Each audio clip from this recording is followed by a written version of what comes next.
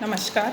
आज हम BA part प्रथम का भारतीय संस्कृति के मूल आधार प्रश्न पत्र देख रहे हैं और इसमें हम देखेंगे कि संस्कृति की विभिन्न अन्य परिभाषाएं कौन सी है।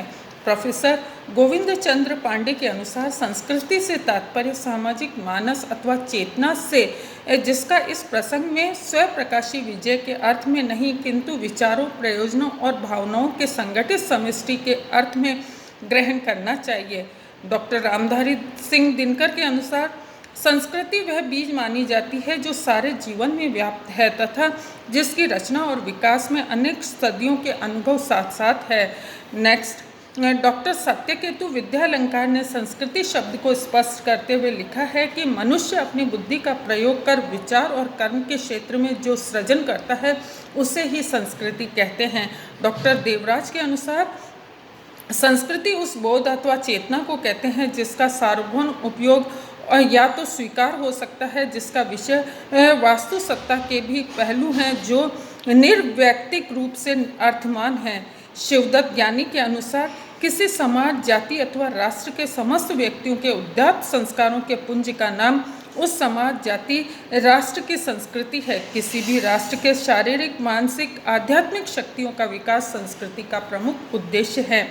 इसके अलावा कुछ पाश्चात्य विद्वानों के भी संस्कृति से संबंधित विचार इस प्रकार हैं। अंग्रेजी में संस्कृति शब्द समानार्थक शब्द कल्चर से बना है। कल्चर शब्द की व्याख्या करते हुए अमेरिकन विद्वान व्हाइटहेड ने लिखा है कि संस्कृति मानसिक प्रक्रिया है और सौंदर्य तथा मानवीय अनुभूति को हृदयंगम करने की क्षमता है। बेकन के अनुसार संस्कृति में मानवता के आंतरिक स्वतंत्र जीवन की अभिव्यक्ति होती है।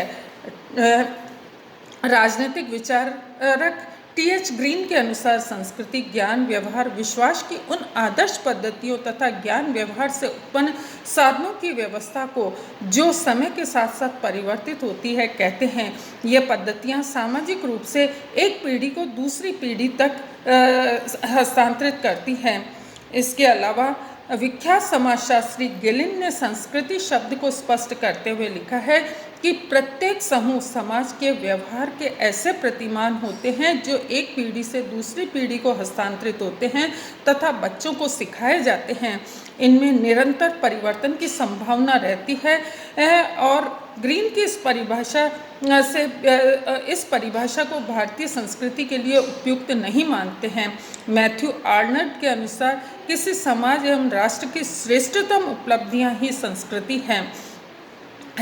केवर के मतानुसार नर विज्ञान का उद्देश्य समस्त संस्कृति का अध्ययन करना है, जिसका मूल उद्देश्य है कि उन सामान्य नियमों का पता लगाया जाए जिनसे ये जानकारी मिल सके कि मानव संस्कृति किस प्रकार व्याप्त है, विभिन्न स्थितियों में मानव किस तरह से व्यवहार करता है और संस्कृति के इतिहास में बड़े उथल पुथल किस प्रकार होते हैं।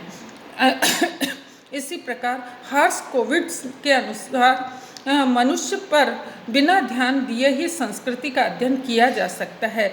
इस विज्ञान के अंतर्गत विभिन्न विद्वानों ने संस्कृति के संदर्भ में कुछ विचार व्यक्त किए हैं जो इस प्रकार है। लेटन नामक विद्वान ने संस्कृति को सामाजिक विरासत बताया है। इसी प्रकार के विचार व्यक्त करते हुए लावी ने लिखा है संस्कृति सामाजिक परंपरा है।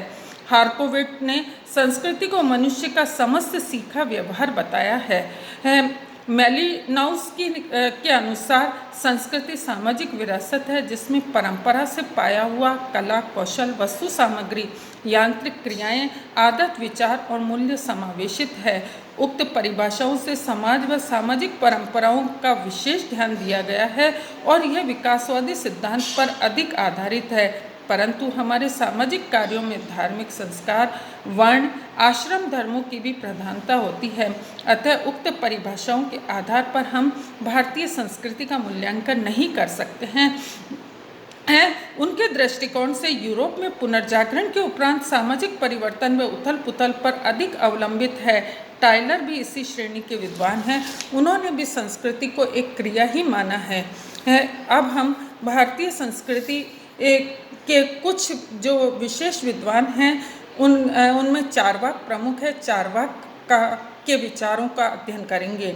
चारवाक संस्कृति, यह संस्कृति पाश्चात्य भौतिकवाद से साम्यता रखती है। हालांकि यूरोप में प्रसारित भौतिकवाद आधुनिक है, जबकि भारत का चारवाकवाद उत्तर वैदिक काल में ही प्रसारित हो गया है। यह नास्तिकवाद का पोषक है। इसमें 6 दर्शन है: चारवाक, माध्यमिक, योगाचार, सौत्रांतिक, वैभाषिक और आहार्त। इनमें वे सिद्धांत है जो वेदों द्वारा अमान्य है। चारवाक अवैदिक वह केवल भौतिकवादी हैं। वह अनुमान आदि अन्य प्रमाणों को नहीं मानता है। उनके अनुसार स्त्री पुत्रादि के आलिंगन से उत्पन्न सुख पुरुषार्थ है। स्पष्ट है कि शारीरिक सुविधाओं की पूर्ति से ही सुख तथा उस पूर्ति के लिए आवश्यक वस्तुओं की अप्राप्ति ही दुख माना गया है। इस विचारधारा का प्रमुख लक्षण है अतः भौतिक कामनाओं की किसी प्रकार से पूर्ति करना चारवाकवादी अपने जीवन का परम लक्ष्य मानते हैं। इति नमस्कार।